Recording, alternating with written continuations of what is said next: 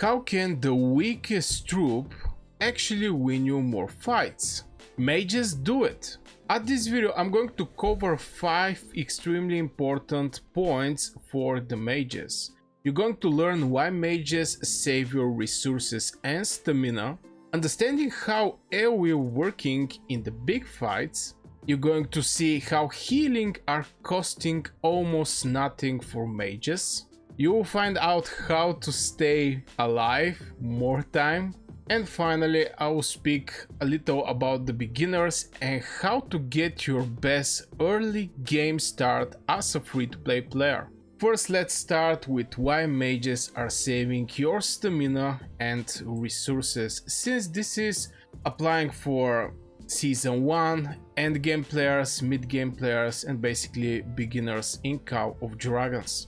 From point of resources, whatever you're doing, you're going to pay the same price for mages, for marksmen, for cavalry and infantry. They're going to cost same amount of mana. And I'm going to count mana as a main resource, since rest of the resources you can get it from your farm. And having a farm in Call of Dragons is one of the most important things. If you have 3-4 farms, even better. So I'm going to charge with couple marches over these poor darkling creatures, and we're going to fill our hospital. And from there, I'm just going to prove my point over the resources. You're going to see if I go in the resource healing, if this is 20, you're going to see what is the difference. It's like 2.6 for a cavalry, is 2.5 for the ballista, and obviously 2.5 mana for your mages. So knowing that there is no sense the mages are saving more resources, but in reality when you're fighting on the battlefield you're receiving way less damage from the infantry, from the cavalry, and from the marksmen.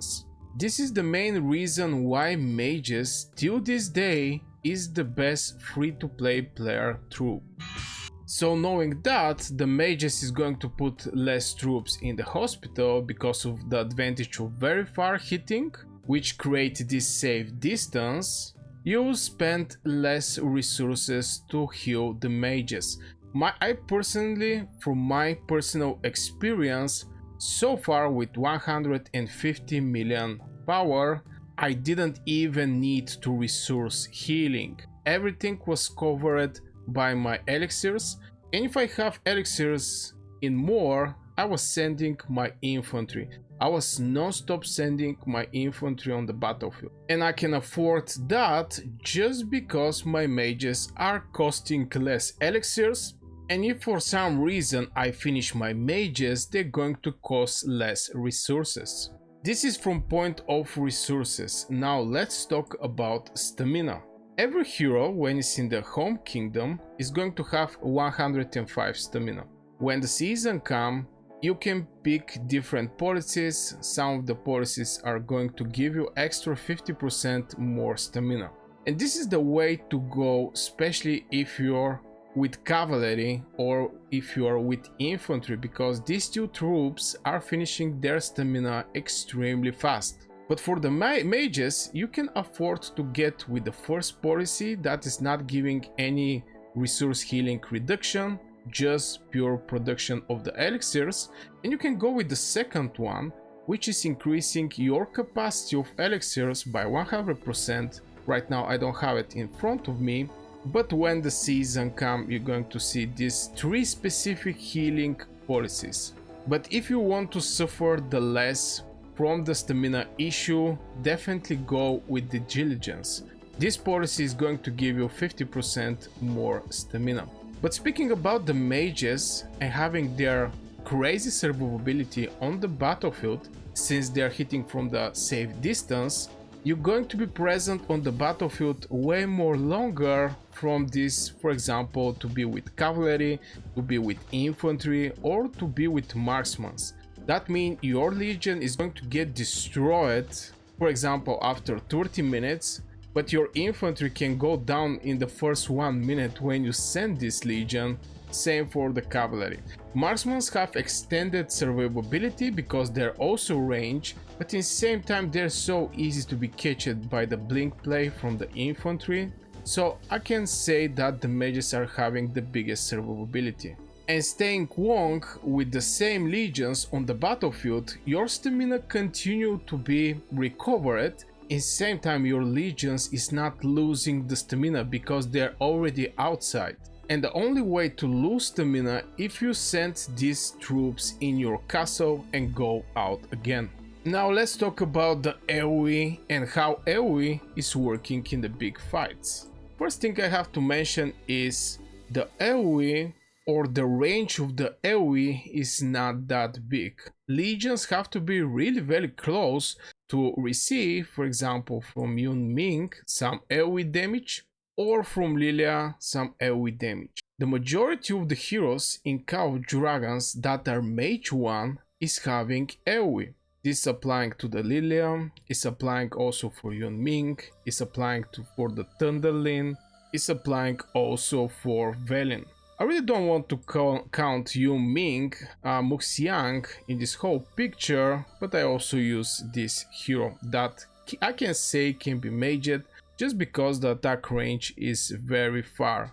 But this is overall hero that can be combined with other different type of heroes. So having this big AoE presence on the battlefield, as you can even see in this fight, the enemy mages and infantry are nicely stucked.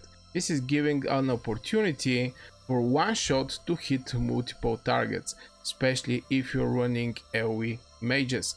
Like for example, I have my Yuming, I think was with Muxiang, and also Lilia with Velyn. I have Bertrand and Tohar also. They're single target, but still very valuable combo in Call of Dragons. And having more AoE heroes on the battlefield definitely help in the Warch battles. It's one of the main components to actually win the fight. Now let's talk about why healing costs are almost nothing for mages. Now I already make the show. I already go out with couple troops just to show you what is going in the hospital. So in form of how much you're going to pay for these troops, nothing actually changed. It's same amount of mana. Now there is a difference. For example, cavalry need gold, ore and wood. In same time, ballista is only needing ore and gold, and vestals are needing wood and ore. So the other resources needed can be different, but still everybody are needing this mana. So having extended survivability on the battlefield and putting less troops in the hospital, this is going to drastically reduce how much troops you're going to need to heal. And from there, if you don't have many troops to heal, you're going to spend less resources. This is one of the main reasons back in the days on the global launch of Call of Dragons, the majority of the players go with either mages or marksmen, and maybe under 5% from the players was with cavalry or infantry. Just the mechanics in Call of Dragons in big fights are favoring mages and marksmen. Now let's talk about how to stay alive longer. It's one of the crucial things in Call of Dragons, especially for the ranged troops. One of the ways is if you're sitting behind the lines and just kill the infantry, like I'm doing that right now. I'm just pointing those infantry, I don't get greedy. Something that I want to mention is the more greedy you get, the more troops you're going to put in hospital. Especially if you're free to play and you don't have so much troops, you have to be extremely careful with your positioning. And in my case right now, I really don't want to fight under enemy territory. So I pull back my mages and I'm just waiting the enemy blink infantry that are trying to catch my alliance players' legions and just to kill them. This is something that I call a safe play. I'm going to get less merits, but I'm reducing the chance I get catched out of guard by a lot, just by having good positioning on the battlefield. And knowing that, you're going to increase your survivability on the battlefield like 2 times. Now let's talk about the best early game start for free to play. Since some of my audience is endgame players playing Call of Dragons, some are just beginner, some are in the season 2, maybe season 3. So they also ask some questions, and I can say Mages so far is the best troop for free to play players. Just by everything I said before in this video, the survivability, the healing, the stamina. Now from point of merits, you're going to get less merits from, for example, one infantry legion getting the same sovereignly wounded, but at the end of the day, you're going to have a chance to play more. And if you finish your troops in the first half hour, maybe 1 hour, and you're out for the next 5 days, this is not something that somebody wants to experience.